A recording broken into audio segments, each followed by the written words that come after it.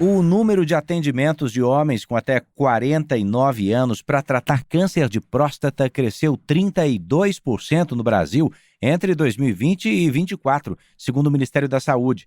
Foram 2.500 assistências em 2020, saltando para mais de 3.000 agora em 2024. Embora a doença seja mais comum depois dos 65 anos, os casos em homens mais jovens ligam o alerta. O que está por trás dessa mudança, o impacto no diagnóstico, no tratamento e na prevenção, a gente recebe hoje o urologista João Manzano, que é do Instituto da Próstata do Hospital Moriá.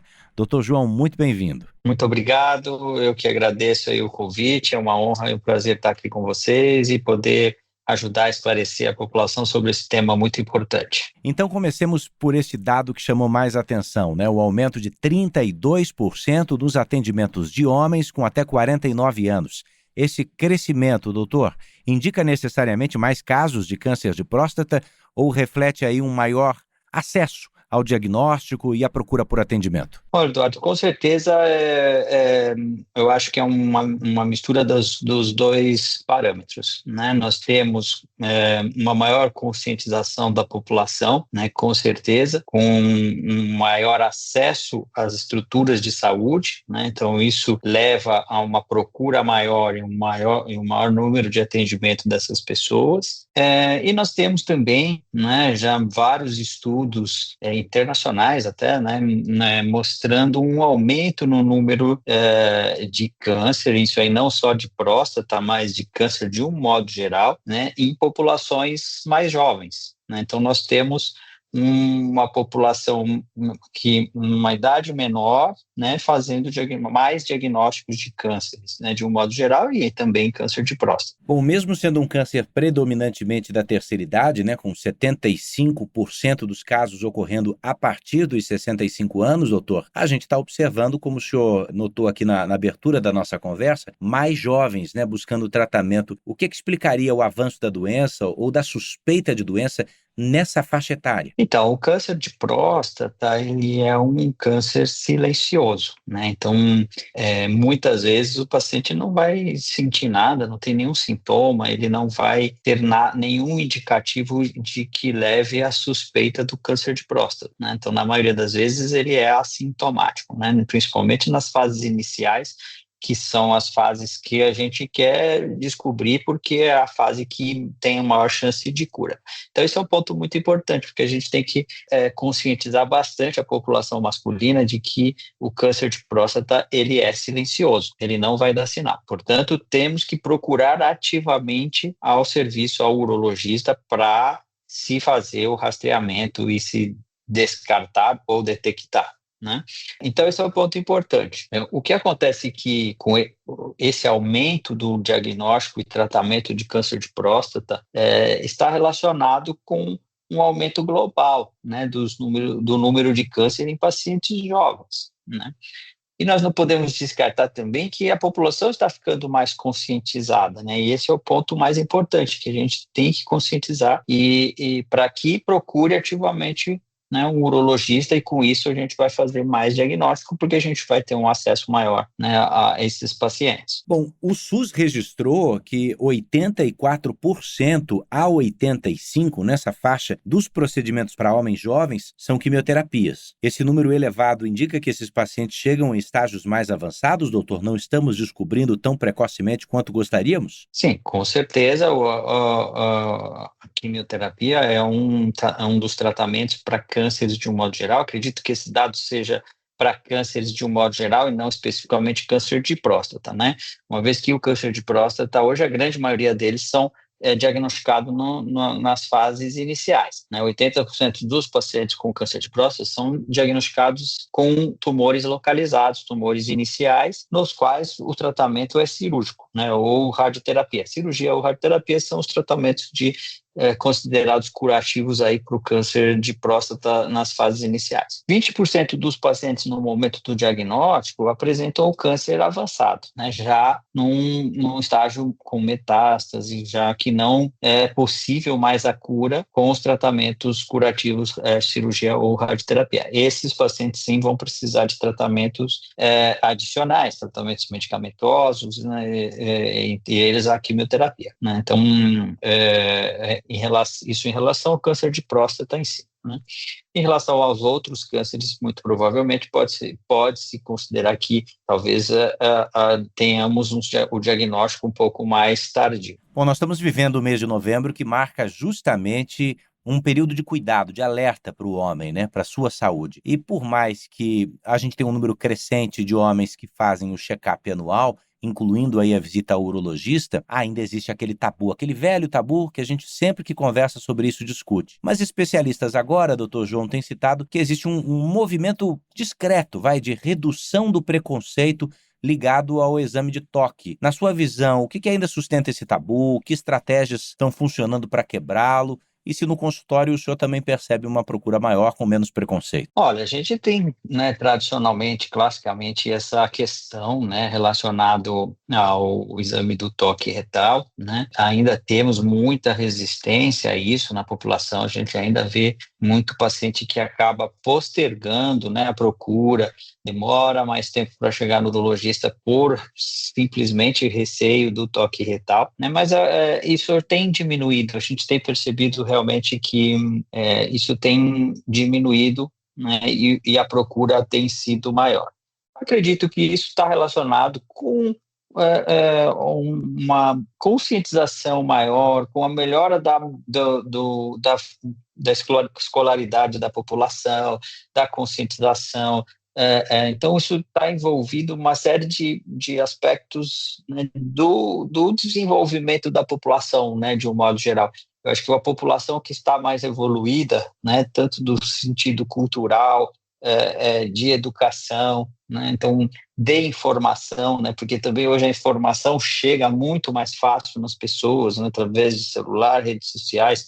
A gente tem hoje um número muito grande de pessoas que têm acesso, né, à internet, a celular e a redes sociais, aplicativos de mensagens, né, isso acaba fazendo com que a notícia se espalhe mais rapidamente, né? Então, acho que é uma mistura desses fatores, né? Tanto a parte da melhora da cultural e educacional da população, né, que leva a uma maior conscientização da pessoa, né, a não valorizar mais esses tabus e a perceber que isso é uma coisa que não tem sentido, né? Não cuidar da sua própria vida, ali, né, da sua saúde, né, por causa de um exame simples e que não traz nenhum efeito, nenhuma alteração na pessoa, né? Assim como o maior acesso à informação. Acho que são os principais fatores que têm levado as pessoas a ter menos preconceito em relação ao toque retal. Bom, vamos prestar serviço então, doutor João Manzano, do Instituto da Próstata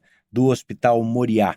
O que é fundamental fazer para um homem que passou dos 40 anos de idade? Vamos lá, a partir dos 40. Quando eu for fazer minha bateria de exames, pensando na minha próstata, o que eu devo incluí-lo? Olha, a partir dos 40 anos de idade é fundamental começar já com um exame de PSA, que é um exame de sangue, não é um exame simples, que vai colher um pouquinho de sangue e vai detectar esse marcador chamado PSA. Esse é um exame fundamental, né? Então, a gente sempre começa com esse exame. Então, o PSA, ele é uma proteína produzida pela próstata e o aumento do PSA, né, quando ele tem um aumento maior do que esperado, ou tem uma taxa de crescimento muito acelerada, isso reflete alguma alteração na próstata. E entre as alterações, a principal é o câncer de próstata. Então, sempre que a gente tem uma alteração no exame do PSA, a gente tem que sempre descartar o câncer de próstata. Outras coisas também podem aumentar o PSA, como o crescimento benigno da próstata, a inflamação, a prostatite, eles também podem aumentar o PSA, mas o câncer, sem dúvida, é a doença mais grave, então a gente tem que sempre descartar. Então, se o PSA está alterado, isso reflete um problema na próstata, e a gente vai aprofundar a investigação nesse caso. Então, aí a gente vai partir para outros exames mais específicos. A partir dos 45 anos, para pacientes que têm fatores de risco aumentado na família para câncer de próstata, então, se é um paciente que tem familiar que já teve câncer de próstata, se é paciente obeso, os negros, então, são pacientes que têm um risco maior de câncer de próstata. Esses pacientes começam com 45 anos, a gente precisa começar a fazer o exame do toque retal, né? Que a gente vai palpar a próstata e verificar se não tem nenhuma alteração, se não tem nenhum nódulo suspeito, alguma coisa que possa levar à suspeição do câncer de próstata. Então, isso para essas pessoas. E, de um modo geral, após os 50 anos de idade, aí todos os homens precisam passar no urologista pelo menos uma vez por ano para fazer o exame do PSA, que é o exame de sangue, mais o exame do toque retal. Então, esses são os principais exames, as principais medidas que nós vamos tomar a partir daí para todos os homens, todos os anos. Quando os pacientes têm alguma suspeita em um desses dois exames, ou o exame do PSA do sangue, ou o exame do toque retal, quando tem alguma alteração em um dos dois, aí nós prosseguimos a investigação e daí a gente, se possível, a gente sempre faz uma ressonância magnética da próstata. E com isso a gente vai ter uma boa análise da próstata e poder descartar realmente, olha, não tem câncer de próstata, tem câncer de próstata naquele momento. É importante ressaltar que é aquele momento, porque isso não descarta que ele vá ter o câncer de próstata, mesmo estando tudo negativo naquele momento, que ele vá ter câncer, desenvolver o câncer de próstata em algum momento da sua vida. Por isso, a periodicidade é fundamental. Todos os anos tem que passar no urologista. Ótimo. Vamos falar agora sobre os casos mais avançados? Porque a gente vê na literatura médica sintomas que podem incluir dor, né, na pelve, presença de sangue na urina ou no sêmen e dificuldade para urinar. Entre os pacientes mais jovens que chegam ao consultório, esses sinais também são os mais frequentes ou não, doutor? Quando o câncer de próstata, como eu disse, ele na maioria das vezes, assintomático, ele não traz nenhum sintoma, né? Quando aparecem os sintomas, eles já refletem, na maioria das vezes, um câncer avançado. Aquele tumor que já está tanto avançado localmente, ali no próprio local da próstata, ele já cresceu, ele está invadindo outras estruturas, ele está invadindo as vesículas seminais, que é onde armazena o esperma, ele está invadindo a bexiga, então ele já está fora da próstata, ele já está acometendo outros órgãos que estão ao redor. Doutor, vamos encaminhar para o final agora, pedindo para o senhor deixar uma mensagem para esses homens que aprenderam um pouco mais sobre câncer de próstata, viram que em 80% dos casos a gente descobre bem cedo, não é, que a doença existe, e eu queria uma mensagem otimista para esses homens sobre o tratamento e as chances de cura quando esse câncer é descoberto rápido. Precisa remover o tumor? Precisa remover parte da próstata? É possível viver sem a próstata? Conta um pouquinho disso de maneira geral para a gente. Sim, perfeitamente. Então, como eu disse, o mais importante é o diagnóstico precoce. Então, para todos os homens,